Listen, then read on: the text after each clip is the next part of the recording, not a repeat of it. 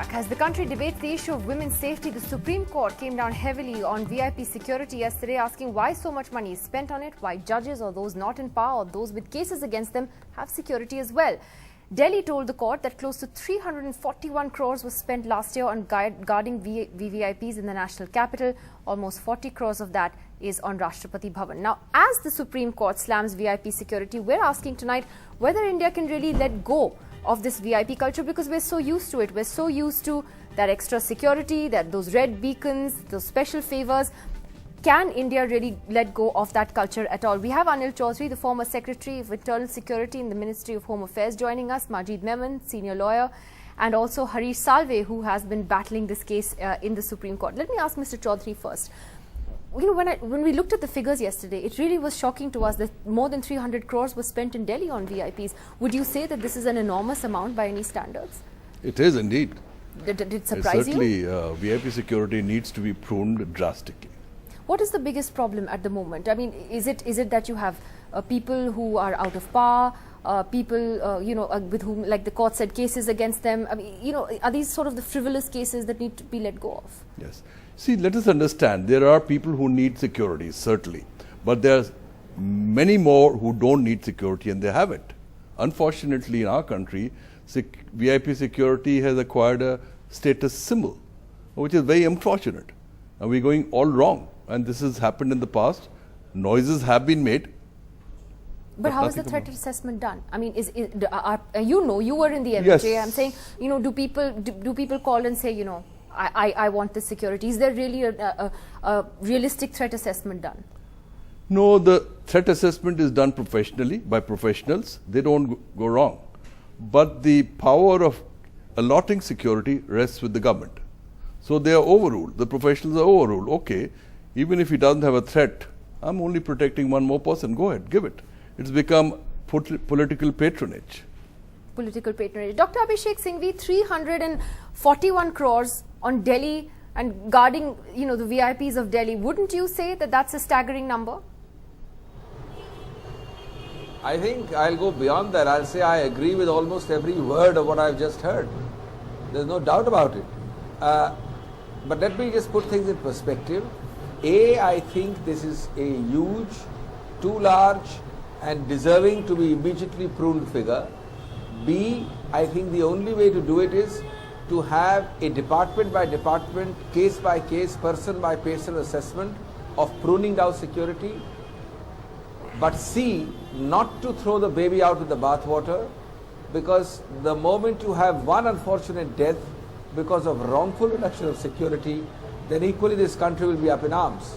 So I think there is need for this core, very narrow, properly defined, minimalistic, unobtrusive security, but certainly that core must remain. And I think it can only be done from two levels and two angles. Firstly, by a vigorous, rigorous and absolutely uncompromising approach by the relevant narrow department which deals with XYZ security. And secondly, also by a growing awareness amongst people that they should demand less, ask for less, and be quite happy in the flexibility and the anonymity which the absence of security offers. Don't forget, when the MPs demanded beacon lights on their cars, the Congress president wrote strongly against it. Some of us, myself included, wrote to the speaker against it. So I think this has to be a two-way street. Before I go to Mr. Salve, who we will be talking to separately, Mr. Memon, I remember you were on this show just a couple of weeks ago. We were talking about this, and if you remember, we had this huge argument about, who is entitled to special security. And at that time, I remember you said that, judges should be among those who should get that security. Looking at the Supreme Court's comments yesterday, do you still agree with that? Because the court said, why should judges, get this kind of security? I think what they're saying is it should be clearly defined.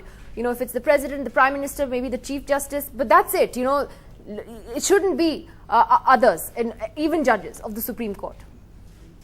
No, Nidhi, I must clarify. You see, there are two very important points. Number one is that this erroneous perception that security is a mark of some kind of prestige or dignity or something must be done away with somehow.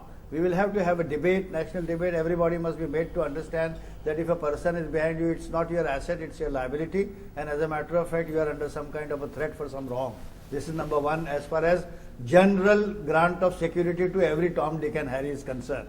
But at the same time, you can't take an extreme view that remove everybody, even with respect. Whatever the Supreme Court, Honorable Supreme Court says, definitely it has meaning, it has purpose, it has significance, we appreciate.